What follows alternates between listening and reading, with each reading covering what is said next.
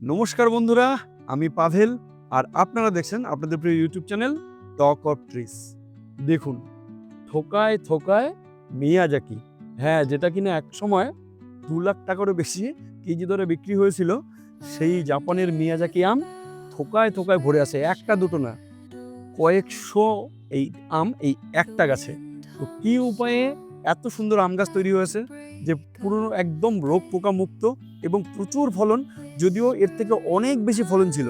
কোচবিহারে টানা শিলাবৃষ্টি, ঝড়, এরকম 1 সপ্তাহ ধরে বৃষ্টি চলছে, তারপরেও এত আম কি করে টিকে আছে। শুধু মিয়াজাকি না, দেখাবো গোটা বাগান জুড়ে অনেক আম।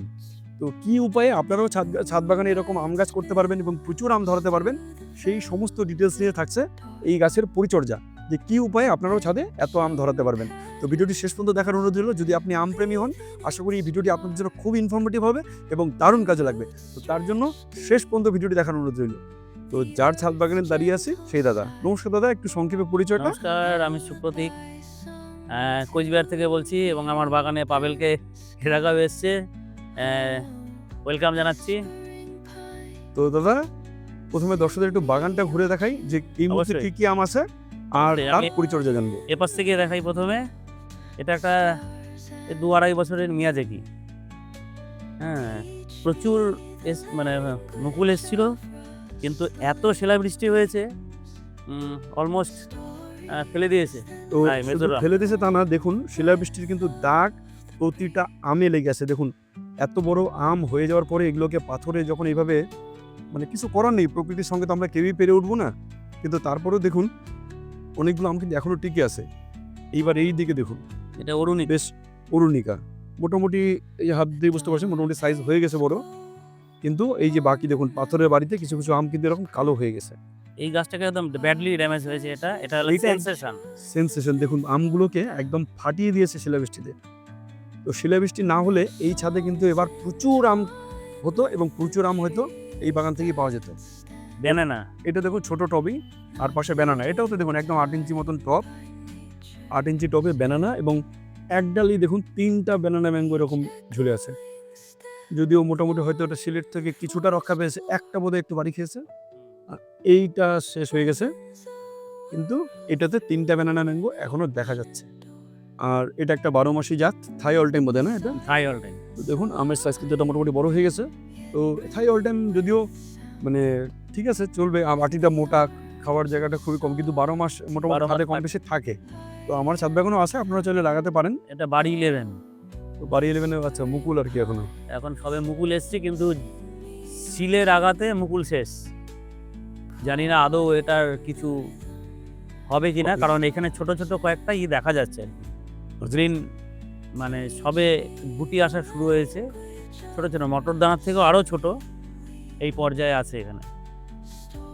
তো এইবারে দেখাবো। এটা অম্বিকা ছিল, প্রচুর অম্বিকা- আম এসেছিল, কিন্তু শিলাবৃষ্টিতে শেষ করে দিয়েছে। এইখানে কয়েকটা এই মটর দানার মতন আছে। আছে ওপর দিকে। জানি না এটা টিকবে কিনা। আচ্ছা, তার আগে আর কিছু বলি, এইবার কিন্তু কোচবিহারে প্রচুর হপার পোকার আক্রমণ হয়েছে। সেটা তো হ্যাঁ, হপার পোকা এটা অ্যাটাক করেছে। এটা হাড়িভাঙা গেলবারের হিমসাগর, যেটা আর কি আমার পুরনো, সব থেকে পুরনো গাছ এটা হিমসাগর। এটা অল্টারনেটিভ বিয়ারিং এ সাধারণত হয় আর কি। তো গত এইবার প্রচুর আম ছিল ওর প্রচুর গেলবার, প্রায় এই গাছটা থেকে 70টার কাছাকাছি আম ছিল। এই বছর 4-5টা ডালে মুকুল এসেছিল, কিন্তু এই শিলাবৃষ্টি যে এবং হপার পোকা এটা অ্যাটাক করে ফেলেছে।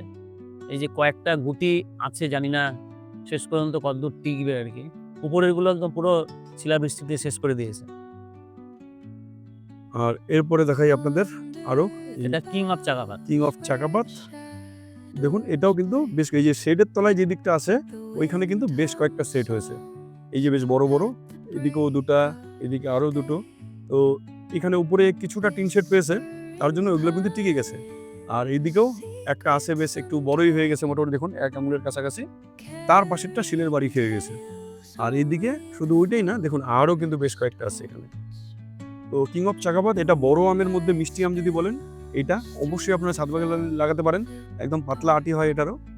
আর এইবার দেখাই হপার পোকায় আরেকটা গাছকে যেটা একদম সর্বশান্ত করে দিয়েছে, যেটা আমার বাগানে এবার প্রচুর হপার পোকার অ্যাটাক হয়েছে। এই যে দেখুন, সব এইভাবে কিন্তু মুকুলগুলোকে একদম নষ্ট করে দিয়েছে। প্রতিটা মুকুল দেখুন, এটাতে মূলত হপার পোকার অ্যাটাক হয়েছিল। তো এই গাছে দাদা ওই সময় মতো ট্রিটমেন্টটা হয়নি নাকি? না, অ্যাকচুয়ালি আমি তো কর্মসূত্রে বাইরে থাকি। আমি মাঝখানে প্রায় দিন 15 কোচবিহারে ছিলাম না। এবার ঠিক মতন আমার বাড়ির ওরাও করতে পারেনি। হপার পোকা এটা অ্যাটাক করেছে এবং তার আগ পর্যন্ত মোটামুটি মেনটেন হয়েছিল। এই গাছটা একটু পরে মুকুল এসেছিল। আমি প্রথমে একটা ডোজ দিয়ে গেছিলাম, কিন্তু তারপরে যেই মুহূর্তে দেওয়ার প্রয়োজন ছিল সেই মুহূর্তে ওরা বুঝতে পারেনি। বাড়িতে আমার বয়স্ক মা আছেন, উনিও বুঝতে পারেনি। একদম পুরো 99% এটাকে করে দিয়েছে। ওই 2-1টা যদি হয়, একটু মটর দানার মতন হয়ে আছে, আচ্ছা, দেখা যাক। আমি এসে তারপরে সাথে সাথে স্প্রে করেছি। স্প্রে করাতে কিন্তু দেখুন এখন 100% হপার পোকা কিন্তু এই গাছটা থেকে রিমুভ হয়ে গেছে। কোন রিমুভ হয়ে ছাদ বাগানে গেলেই দেখবেন হপার পোকাটা, আশা করি আমি তাও পাশে ছবি এবং এবার কোচবিহারে প্রচুর হপার পোকা বিভিন্ন বাগানে বিভিন্ন বাগানে না, প্রায় সব বাগানেই। আমার ছাদেও হপার পোকায় ভরে আছে। তো 2 একবার আমি স্প্রেও করেছি, কিন্তু এখন অবধি পুরোপুরি কিওর হয়নি।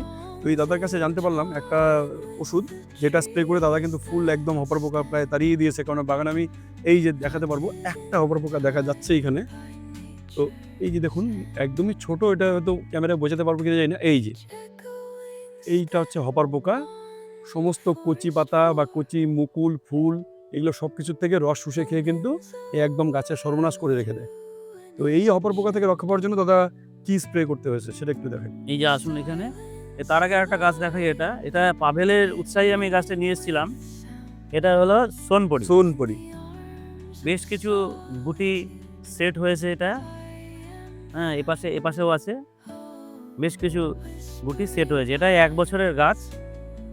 তো একজন বিশিষ্ট ব্যক্তির কথা যে পৃথিবীতে 2 রকম আমপ্রেমী আছে, একদল সোনপরি খাওয়া আর আরেকদল সোনপরি না খাওয়া।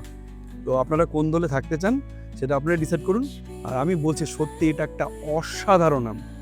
মানে আলফানজো তো আমাদের এদিকে এই ওয়েদারে এত ভালো চাষ হয় না, কিন্তু তার পরিবর্তে আলফানজোর ক্রস হাইব্রিডে আলফানজো আর সম্ভবত বেঙ্গনাপাল্লির ক্রস হাইব্রিডে তৈরি এই সোনপরি, এইটা প্রত্যেকের ছাদ বাগানে, যারা আম ভালোবাসেন প্রত্যেকের ছাদ বাগানে একটা করে রাখবেন। আর আম হওয়ার পরে খেয়ে আমাকে বলবেন যে হ্যাঁ কিছু খেলাম। আর আরেকটা জিনিস, এইটা ছাদ বাগানের জন্য একদম আদর্শ গাছ। বিশেষ করে ছাদ বাগানের জন্য বলছি এই কারণে, এটা কিন্তু একদম শুধু উপর দিকে বড় হবে তা কিন্তু না, এটা কিন্তু কিছুটা লটানো টাইপের হয়ে একদম ছড়িয়ে ঝোপালো হয়। আমার ছাদেও আছে, দেখাবো আপনাদের। গাছটা একদম সুন্দর ঝোপালো হয়েছে, যেটা আমরা ছাদ বাগানে চাই, যে বেশি বড় গাছ না, ছোটোর মধ্যে ঝোপালো এবং প্রচুর আম ধরবে। তার জন্য এটা কিন্তু একদম আদর্শ। তাই যে সোনপরি প্রত্যেকে ছাদ বাগানে লাগান। ছাদ বাগানে ব্যানানা, কাটিমন এগুলোর সঙ্গে এই অবশ্যই একটা সোনপরি রাখবেন। মিয়াজাকিও ছাদ বাগানে খুব সুন্দর ফলন দেয় এবং এটাও ভালো দেখি। তো দেখুন 3টা মিয়াজাকির গাছ। মিয়াজাকি সত্যি মানে একটা অসাধারণ আম। হ্যাঁ, যারা আমরা ইন্ডিয়ানরা খুব বেশি মিষ্টি পছন্দ করি তাদের হয়তো অতটা ভালো লাগবে না, কিন্তু দারুণ আম। তো সজনেও হয়েছে যাদের লাল সজনা। পাশে বিরাট জাম গাছও আছে। আর দেখুন এইটা একটা গ্রো ব্যাগে দেওয়া। এটার সাইজ মোটামুটি ধরুন অ্যাপ্রক্স 12 থেকে 14 ইঞ্চি, এর বেশি হবে না। সেই গ্রো ব্যাগের মধ্যেও দেখুন কি পরিমাণে আম সেট হয়ে আছে। শুধু এই দিকটা দেখুন, গুটি গুনে শেষ করতে পারবেন না। আমাদের মুখে হয়তো অনেক সময় 1টা 2টা দাঁড়ায়। হ্যাঁ, গত বছর এরকম গুটি সেট হয়েছিল অনেকের বাগানেই, কিন্তু এইবারে এত প্রাকৃতিক ঝড় বা এই এত রোগ পোকার আক্রমণের পরেও কিন্তু এই বাগানে দেখুন এত পরিমাণে গুটি সেট হয়েছে। তো কি উপায়ে এত গুটি সেট হচ্ছে, শুধু এই একটা গাছে যে দেখাচ্ছে তা না, পাশে এইটাতে দেখুন, এইটাতে তো আরও বড় বড় হয়ে আছে। যদিও এটা ওই 200 লিটার ড্রামকে কেটে 100 লিটার করা, সেই হাফ ড্রামে দেওয়া, আর নিচে এই ছাদ বাগানের পুকুরের কচুরিপানা দেওয়া। তো এইটাতে শুধু দেখুন গুটি দেখুন, গোটা গাছ ভরে কয়েকশো গুটি হবে। যেদিকেই তাকাবেন প্রচুর গুটি, একদম উপরে নিচে, মানে গোটা গাছ ভরে প্রচুর আম হয়ে আছে। তো পরবর্তীতে যখন এই গাছটা আমে ভরে যাবে, বড় হবে, তখনও অবশ্যই আপনাদেরকে আমি আপডেট দেবো। তার জন্য অবশ্যই চ্যানেলটিকে সাবস্ক্রাইব করে রাখুন। তো দাদা এই মিয়াজাকি আর এই কাটিমনও আছে। তো কাটিমন দেখুন মোটামুটি পুঁতির গালে একটা উপরে সেট হয়ে আছে, নষ্ট হয়ে গেছে এটা। তো যদিও এটার গাছটা উপরটা অনেকটা ছড়ানোর জন্য নিচের আমগুলো কিছুটা বেঁচে গেছে শিলাবৃষ্টি থেকে। তো এইবারে জানবো দাদা অ্যাকচুয়ালি এই গাছটার বয়স কত? এই গাছটার সম্ভবত 3.5 বছরের মতন হবে। আচ্ছা, তার আগে একটা জিনিস জানবো। গত বছর এই গাছটা দেখেছিলাম এবং ভিডিওতে আমাদের দর্শক যারা তাদেরকেও দেখিয়েছি। তো গত বছর কিন্তু এত বড় ছিল না, এবার হঠাৎ করে গাছটা এত সুন্দর গ্রোথ নিয়ে নিল এবং এত আম ধরলো। এর পিছনে পরিচর্যাটা কি? অ্যাকচুয়ালি আম গাছের পরিচর্যা কিন্তু ওই আমের মুকুল আসলে করলে হবে না। এটা কিন্তু অ্যাকচুয়ালি আমি দেখাচ্ছি, এই যে দেখো নিচটাতে, হ্যাঁ? এটা কিন্তু কচুরিপানা দেওয়া আছে, হ্যাঁ? আমি কিন্তু আম যখন হারভেস্ট হয়ে যায়, অর্থাৎ শেষ আমটা তোলার পরে সেই দিন থেকে কিন্তু এটার পরিচর্যা শুরু করি। এখানে বছরে অন্তত ২ বার করে খাবার দিতে হয়। খাবার বলতে আমি নরমালি গোবর সারটা খুব একটা ব্যবহার করি না। আমি নিজে বাড়িতে পাতা পচা বা সবজি পচিয়ে একটা মিক্স সার তৈরি করি। সেটাকে লিকুইড আকারে নাকি? না, লিকুইড না, একদম সেটাকে শুকাই। হুম। শুকানোর পরে ওটার সঙ্গে আমি বেশ কিছুটা রাসায়নিক সার হালকা কিছু ইউজ করি। তার সঙ্গে রাসায়নিক সার কি দেওয়া হয়? ডিএপি, আচ্ছা। লাল পটাশ, তার সঙ্গে ন্যাচারাল যেগুলা হাড়ের গুঁড়া, শিংকুচি, হ্যাঁ? এগুলো দেওয়া হয় এবং হালকা একটু ইউরিয়াও দিয়ে রাখি তখন, হ্যাঁ? এই জিনিসগুলো থাকে 10-26-26, হ্যাঁ? কিছুটা ইউজ করি। তার সঙ্গে ফুরাডন, অর্থাৎ এটা মাটিতে যদি কোনো পোকামাকড়ের বিশেষ আক্রমণ যাতে না হয়, তার জন্য ফুরাডনও কিন্তু ওর সঙ্গে প্রপোর্শনালিটি দিয়ে রাখি। এবং পুরোটা ঠিক কতটুকু পরিমাণে? সামান্য ওই 1/2 চামচ, এই ড্রামের মধ্যে 1/2 চামচ, হ্যাঁ? দিয়ে মানে 1/2 টিস্পুন এরকম আর কি। এটা দিয়ে বছরে 2 বার করে দেওয়া হয় এটা। তার সঙ্গে জিঙ্ক, বোরন, ফল আসার মানে মুকুল আসার আগে এবং তারপরে ম্যাগনেসিয়াম সালফেট যদি, হ্যাঁ, সেটাও স্প্রে করা হয় এটার সঙ্গে। এবং মুকুল আসার আগে সাইফারমেথ্রনের সঙ্গে একদম সবার ঘরে ঘরে যারা ছাদ বাগান করেন সাফ পাওয়া যায়, ফাঙ্গিসাইড। ফাঙ্গিসাইড, সস্তার মধ্যে সস্তায় ফাঙ্গিসাইড, এটা দেওয়া হয়। তবে আম গাছে কিন্তু আরেকটা কিন্তু খুব মারণ রোগ আছে একটা। সেটা আমি প্রথমে বুঝিনি, আমার একটা গাছে মরেও গেছিলো এখানে। আমি বেশ কিছুদিন পরে কুচবিহারে ফিরে দেখি আমার একটা গাছে অ্যাটাক হয়ে গেছিলো। পাতা পড়া রোগ যেটাকে বলছে এটা। হ্যাঁ, হ্যাঁ, হ্যাঁ। এটা কিন্তু ভেরি কমন এবং ফ্যাটাল কিন্তু। এটা সময় মতন স্প্রে না করলে কিন্তু গাছ মরে যাবে। তার জন্য কিন্তু সাফ দিলে হবে না। সেটার জন্য কিন্তু অন্য ফাঙ্গিসাইড আছে, যেটাকে কপার ফাঙ্গিসাইড কপার সিকিউরিটি ব্লাইটক্স বাই ধরনের। ব্লাইটক্স বা এটার ব্লাইটক্স হলো সবথেকে ভালো। সেটা কিন্তু মানে 4 দিন বা 5 দিন পর 2 থেকে 3 বার কিন্তু স্প্রে না করলে কিন্তু গাছকে টেকানো মুশকিল আছে। আর এই বছর যেটা হয়েছে, এই যে আমার হিমসাগরের এটা অল্টারনেটিভ বিয়ারিংয়ে, যেহেতু এই বছর তো এটাতে ফল কম হবে, তবুও প্রায় 6-7টা ডালে মুকুল এসেছিল, হ্যাঁ? কিন্তু আমি স্প্রে করে বেরিয়ে গেছি। 15 দিন পরে এসে দেখছি পুরো ওই যেটা দেখলেন কিছুক্ষণ আগে, যে একটা গাছে ওটা প্রচণ্ডভাবে হপার পোকা অ্যাটাক করেছিল এবং এগুলোতে হপার পোকা অ্যাটাক করেছিল। এবং হপার পোকা কিন্তু মানে মুকুল এবং গুটি শেষ করে দেয়, এমনকি নতুন পাতা যেগুলো সেগুলোকে শেষ করে দিয়েছে। আমার এক ভাই আছে, ও সারের বিজনেস করে দোকান আছে, ওকে আমি জিজ্ঞেস করেছিলাম, প্লাস আমার পরিচিত 2-1 অফিসারও আছে, তাদের কাছ থেকে জানা আর কি। সেক্ষেত্রে আমি একটা অ্যাকচুয়ালি কোম্পানির অ্যাড না এটা, আমি এই ওষুধটা ব্যবহার করি, এটা ইনসেকটিসাইড, এটা হপার পোকাতে ব্যবহার করে কিন্তু আমি ভীষণ উপকার পেয়েছি। এটা ডোজ কি দাদা?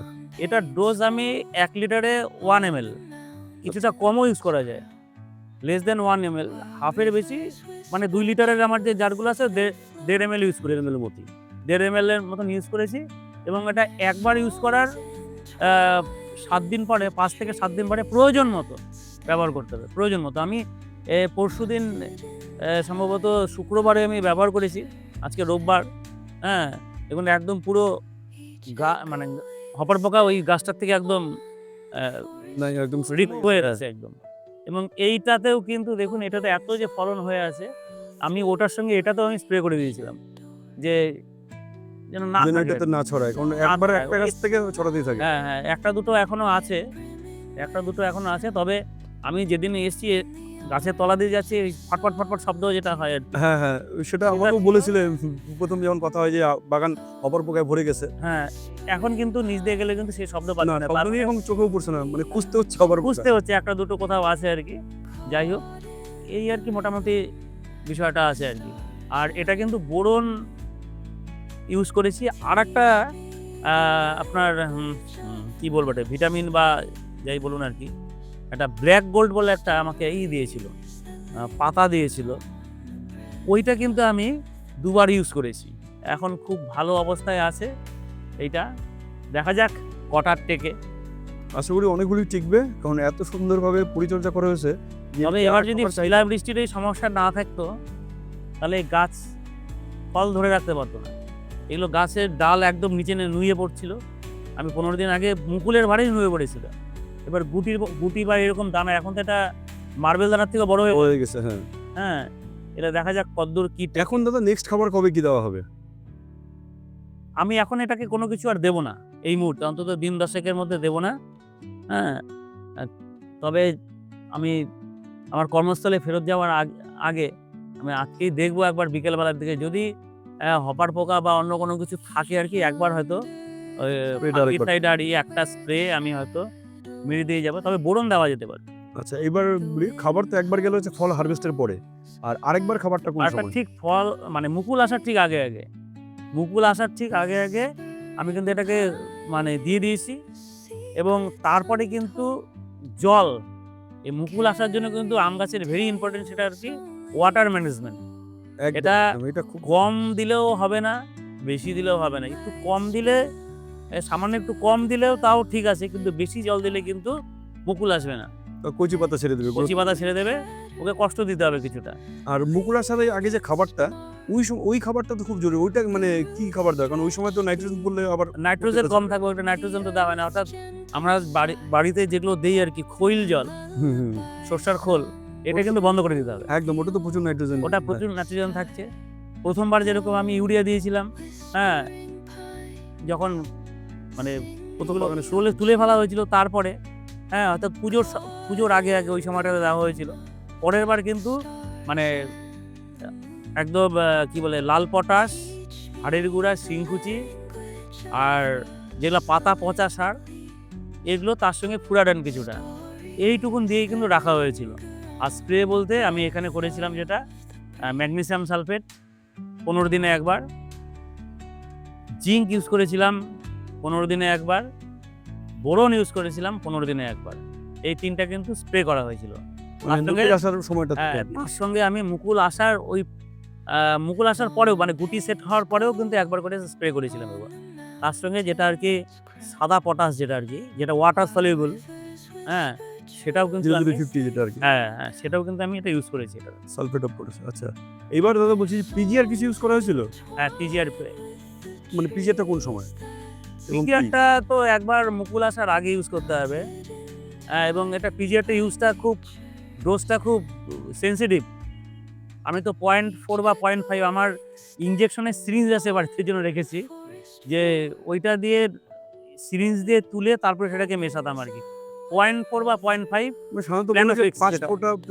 5 ফোঁটা মতন সবাই বলে। আমি ওই ফোঁটার এর আগে ফোঁটা ইউজ করতাম, কিন্তু এখন একদম ইনজেকশন সিরিঞ্জ দিয়ে আমি একদম স্পেসিফিক মেপে তারপরে এটা ইউজ করি। সেটা কয়বার আর কি? সেটা মুকুল আসার আগে দিতে হবে একবার, যে মুকুল আসবে মানে বোঝা যায়, মুকুল আসলে তো বোঝা যায় মুখটা একটু আজকে বার্স্ট হচ্ছে না। এটা বাড়ি 11, এটা বাড়ি 11, এটা কিন্তু মুকুল সবই এসছে। এই যে এখানে মুকুলের পরে কিন্তু এই যে এখানে দেখা যাচ্ছে যে সবুজ ছোট ছোট গুটি সেট হচ্ছে। হ্যাঁ, কিন্তু এটাতেও কিন্তু হপার পোকা অ্যাটাক করেছিল এবং শিলাবৃষ্টিতে ব্যাডলি এফেক্টেড এইটা আছে। এই যে এখানে যেরকম খুশি ছাড়বে আর কি, এই সময়টাতে কিন্তু প্ল্যানোফিক্স ইউজ করা খুব জরুরি, মানে পিজিআর। আর তারপর অনেকে মিরাকুলাম ইউজ করে। হ্যাঁ, প্ল্যানোফিক্স, মিরাকুলাম। তবে প্ল্যানোফিক্সটা আমার মনে হচ্ছে যে একটু ভালো কাজ করে আর কি, ভালো কাজ করে। আর তার সঙ্গে ওটা কয়বার? আর একবার তো গেল মুকুল আসার আগ দিয়ে, আর একটা মোটামুটি মুকুলটা থেকে গুটি সেট হচ্ছে, এই যে যেটা হচ্ছে আর কি, হ্যাঁ, এইরকম সময় একটা স্প্রে করা প্রয়োজন। আচ্ছা, যাতে আর কি তখন গ্রোথ না নিয়ে ফলটার দিকে মনোযোগ দেয়। একদম। তো যারা ভিডিওটি শেষ পর্যন্ত দেখলেন তাদেরকে অসংখ্য ধন্যবাদ। যারা আম প্রেমী, আম ভালোবাসেন, ছাদে আম বাগান করছেন, আশা করি তাদের এই ভিডিওটা দারুণ কাজে লাগবে। আর যদি সত্যি মনে হয় না ভিডিওটি ইনফরমেটিভ, এবং এরকম যদি আরও ভিডিও আপনারা চান, বা এরকম আরও বিভিন্ন অভিজ্ঞ ছাদ বাগানের থেকে এরকম পরামর্শ চান, তো সেগুলো নিয়ে আমার চ্যানেলে ভিডিও আমি আরও নিয়ে আসবো। তার জন্য আপনাদের একটু সাপোর্ট প্রয়োজন। তার জন্য একটু অবশ্যই সাবস্ক্রাইব করুন এবং লাইক, কমেন্ট, শেয়ার করুন। তাহলেই কিন্তু আমি আরও ইন্সপিরেশন পাবো আপনাদেরকে এরকম আরও নানা ছাদ বাগান তুলে ধরার বিভিন্ন প্রান্তে। তো প্রত্যেকে কাজ করুন, কাজ নিয়ে ভালো থাকবেন। ধন্যবাদ সকলকে।